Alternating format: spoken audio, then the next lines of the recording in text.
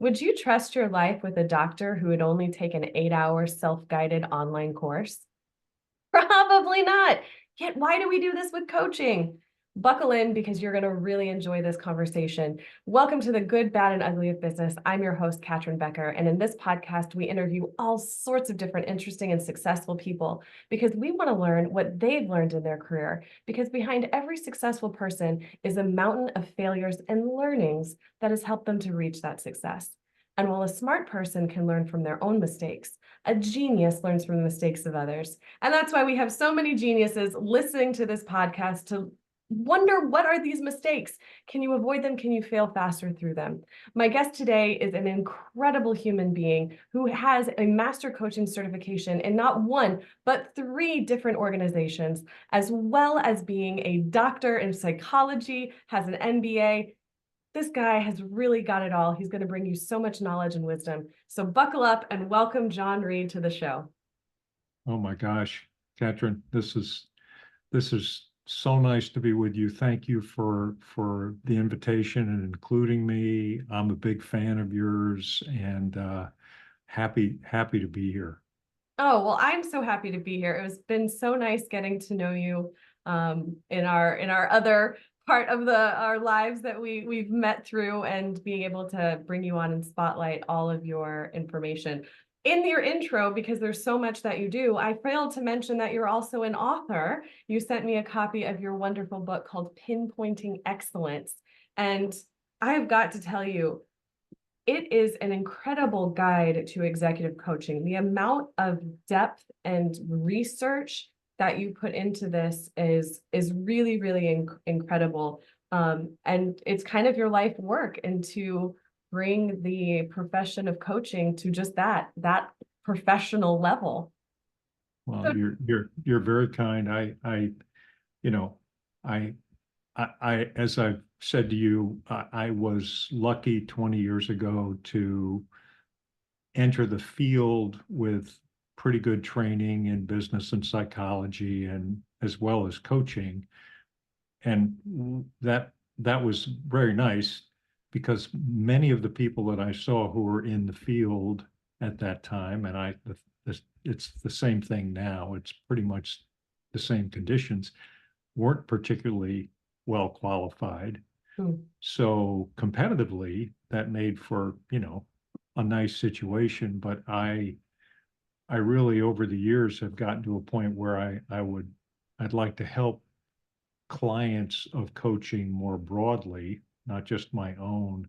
So I'm trying to help them set the bar higher in terms of their own expectations of coaches so Sure. that they get the best possible service and ROI. And as you know, Catryn, in coaching, there are no required standards in education or training or experience. It's There's there's really not. And I think there's so many different levels to coaching. I know it wasn't something that I ever sort of sought out. Uh, Mhm, mhm. I didn't even really know about coaching outside of sports, um, as I'm sure most people do.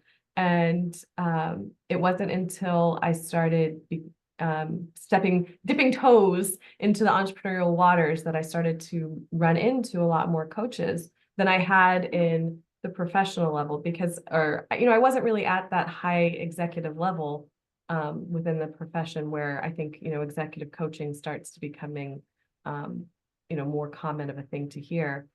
But I've met so many coaches now, and I can even use air quotes there.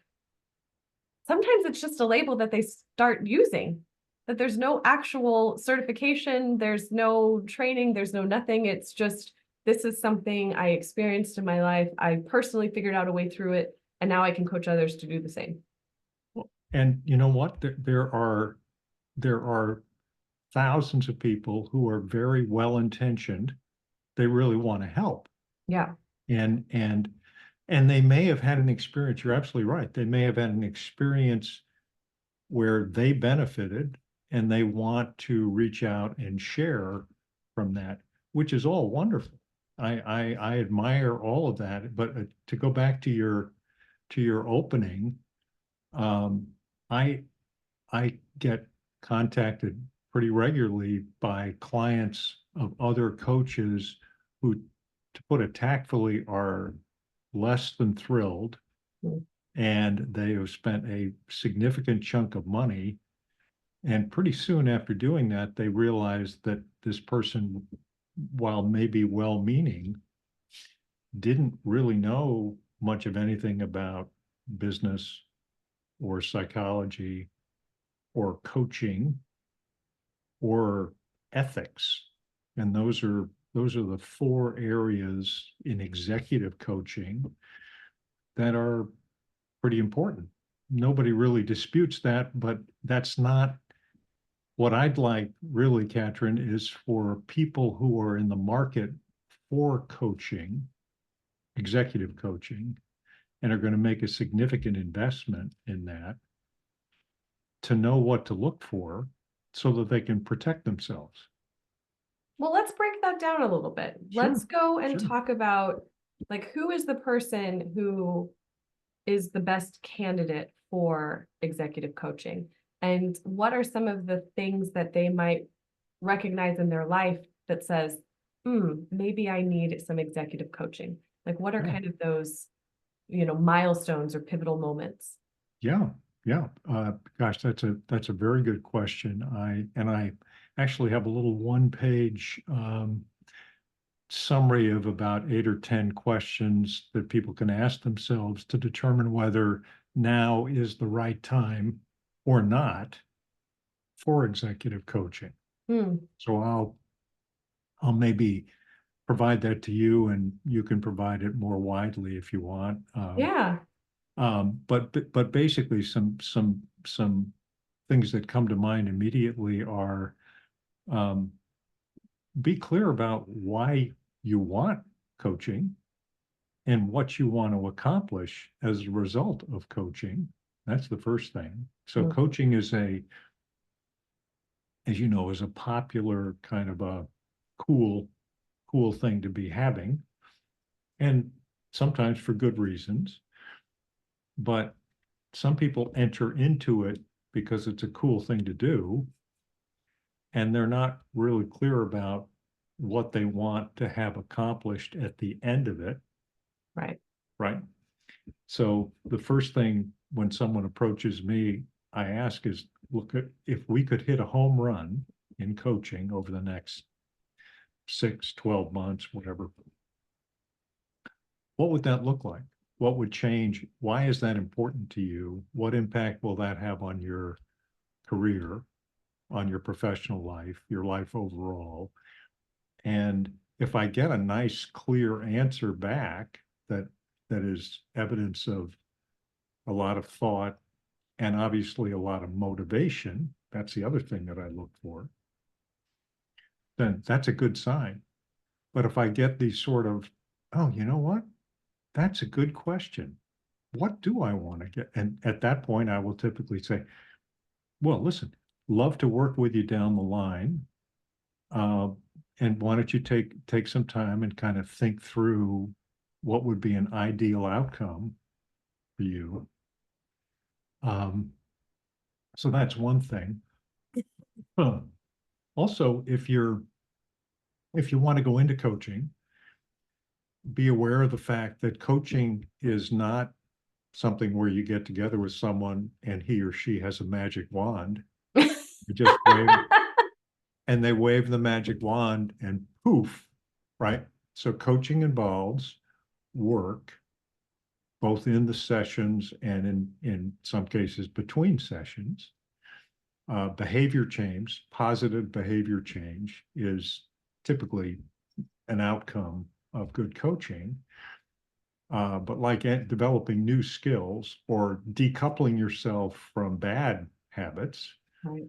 is not something that happens automatically. You have to practice it and work at it and keep it on your radar. So that's why I sometimes want to make that clear to somebody who's contemplating coaching. Uh, Also, when you're in coaching, there's usually a process by which you're going to learn about yourself. You're going to learn maybe through 360 feedback or through some psychological assessment instruments that I like to use about strengths that you can capitalize even better than you have been, and about development areas, some of which you maybe didn't know about. Yeah, there's blind They, spots. they're blind spots, could be derailers, could be that you do know about them, but you feel like Denial. you, yeah, denial. I'm often denying that I can't become a PGA golf professional, There's right? still The time, truth John. is, there's still time. There's still time, and if I played 72 holes of golf every day for the rest of my life, I wouldn't even be close to that. But That sounds exhausting. yeah, well, yeah, it is exhausting. Um, I've so played anyway, golf twice in my life, and usually around hole 10, I'm like, why do we still keep going? It really needs to end at 9. right. Why am I going through this process that's so irritating and I'm paying money for it? Now it is probably a nice place to walk or drive the golf cart, but yeah, when I was starting to play, and I'm really not that good, it was irritating. But you mentioned athletic coaching. I'm sort of a jock, and so that was my earliest exposure to coaching. But Well, and what I love so much about just the word coach, and I nerd out so much about words and their meanings and their interpretations of them. yeah, But what I love so much about coach is that, you know, in a athletic, no matter what it is, you have time where you're out there with the coach and the coach is helping you with technique and strategy and, the history of it and why it's done this way and all of these different aspects of it. But then when it's game time, the coach can't really do much. Maybe they can shout out a few things from the sidelines. In some sports, you can't really. So they are kind of like, okay, now it's up to you. And I think that's such a big difference that I've seen people struggle with is they want the coach to give them all the answers and solve all their problems, be the magic silver bullet, but it really requires work from the coachee that they have to be the ones who are actually doing the work, yeah. and taking the advice and taking those steps forward. Hey, that's beautifully described. That's a great picture that you're painting, Catryn. I think, as you know from coaching, we can sometimes be lucky enough to be in the room or on Zoom observing our client doing what they do, leading people, conducting a meeting, so on and so forth, presenting. So you can then go back and go over with the client, what happened, how they were feeling at this point in the process or that point, what was feeling, where did they feel like things were moving smoothly, they were pretty competent in the skill, where they felt like it was bumpy and where they were struggling. And then you can go through all that, re-prep the client, and ultimately the client goes back out into the professional world and applies what they're working on, and they gradually get better.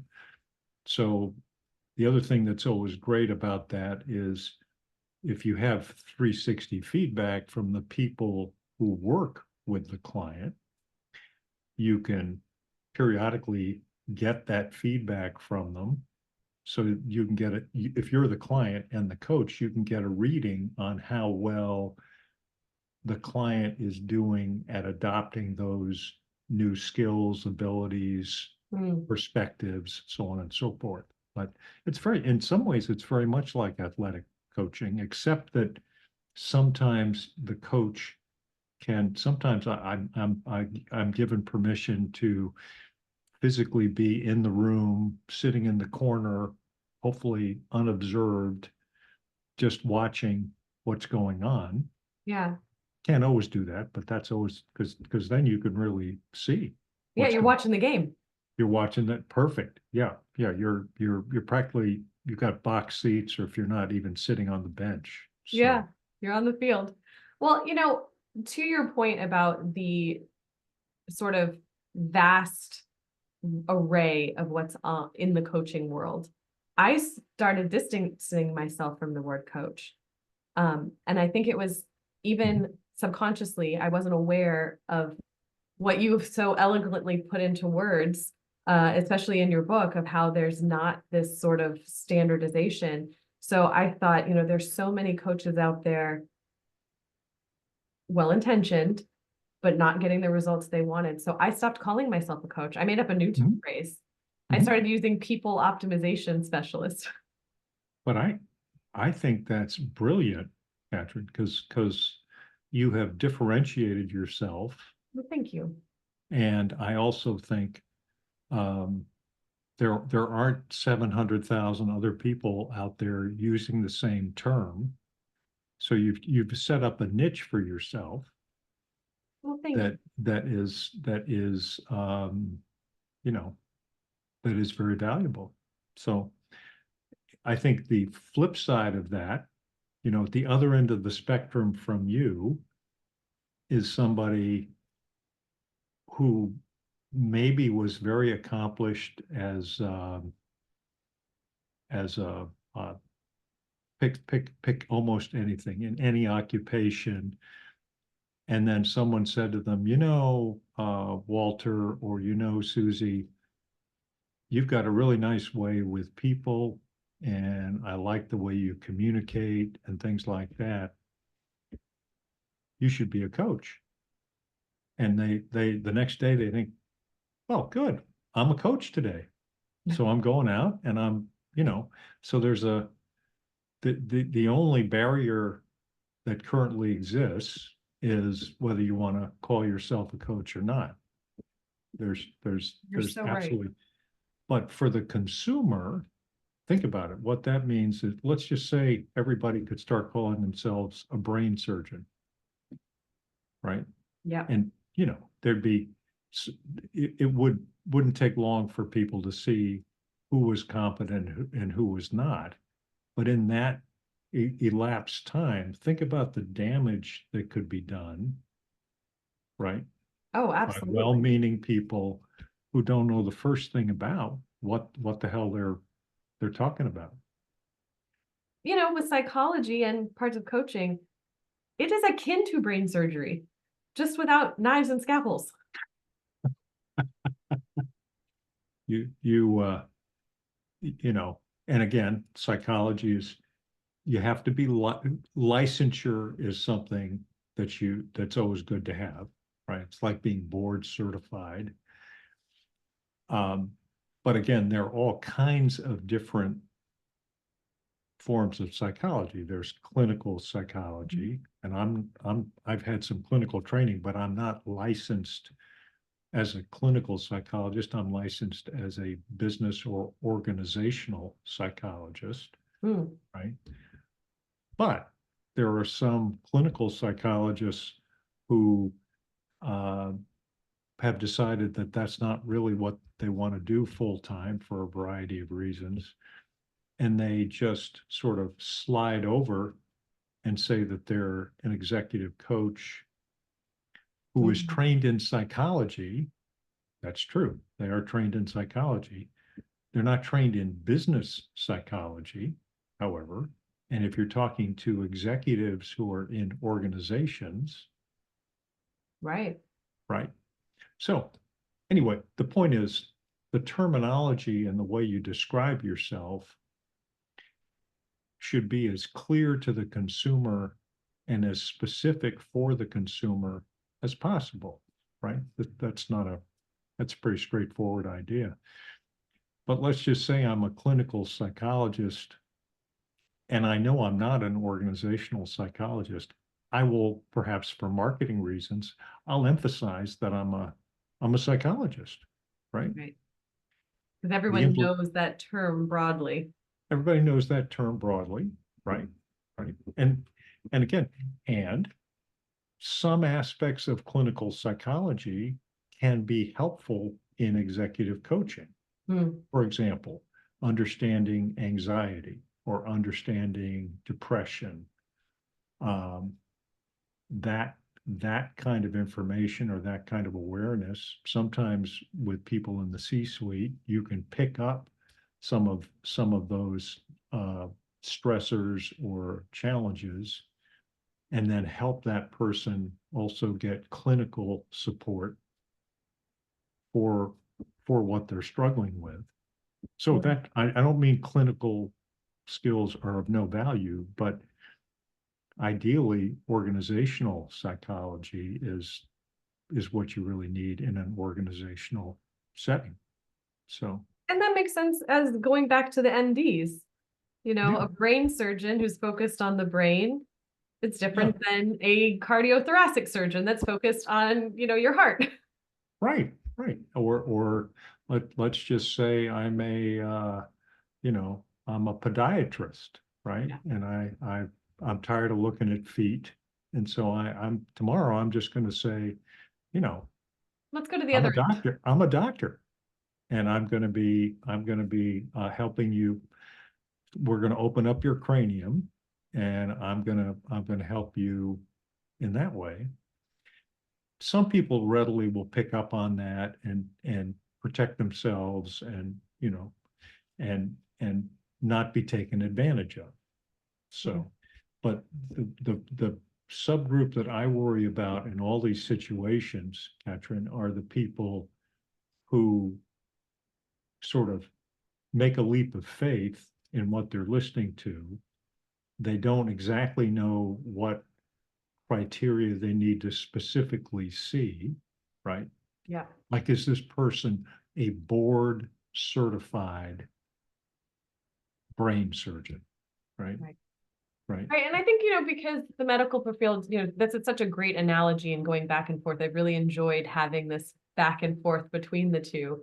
But with the medical profession, we've had so much longer to understand what are the right questions to ask and to have a little bit more, self-authority over that piece. And that the coaching industry is still pretty new in its infancy. And we started this mentioning that you are a master coach out of 3 of the top organizations. So my question as we're beginning to wrap up this interview is kind of, what was your thought process on going to 2 and then going to a third? And has that experience of having these 3 different organizations helped kind of fill your belief of having some standardizations to the field? Well, that's a terrifically insightful question, Catryn. And I, writing a couple of books about this in an effort to help consumers be as discriminating as possible in vetting and investing in a coach. It was actually my wonderful wife who said to me, you need to make sure you're doing everything you can, in addition to providing great service, to walking the talk. So in that sense, I wanted to be able to say that I'm about as well qualified in terms of the credentials and so on and so forth as possible.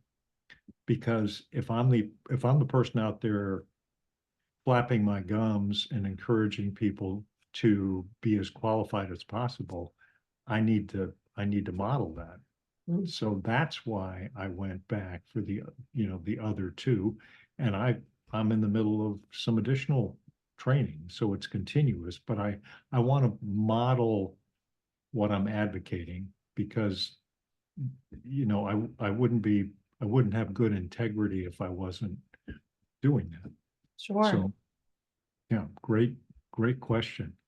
Well, I love that you're continuing to grow and to learn and to go from that. I think there's always something to be said that We can hear the same thing 700 times, and yet 701 is when the light goes off and we get it, like really get it. So it's always important to be putting ourselves in positions where we're learning and growing, and even if it does seem repetitive, being able to understand a new level, a new layer, and how that can help someone to be to their best, because that's really what coaching is about getting the best out of the people that we're working with and having them live up to their full potential. Yep, absolutely.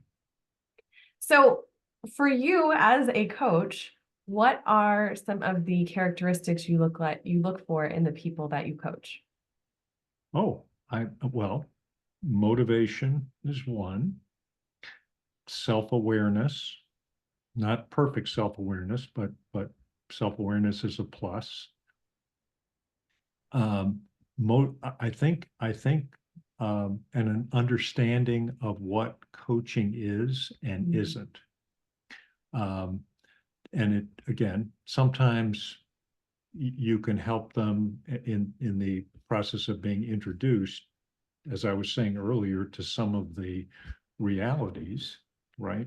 Like, are you actually ready to look at the things you do well and the things you need help with, right? Are you psychologically ready to do that? And then are you maybe another thing would be, are you in a place, maybe you're a very busy executive, and if you don't have enough time for coaching sessions and for some of the work in between coaching sessions, maybe this isn't the right time for coaching. Maybe you need to be at a point where you have a little more bandwidth, right? I don't have many people that don't make it to coaching sessions, right? They prioritize them. But sometimes when I was a brand new coach and didn't know any better, I would agree to work with people without screening them for motivation and focus.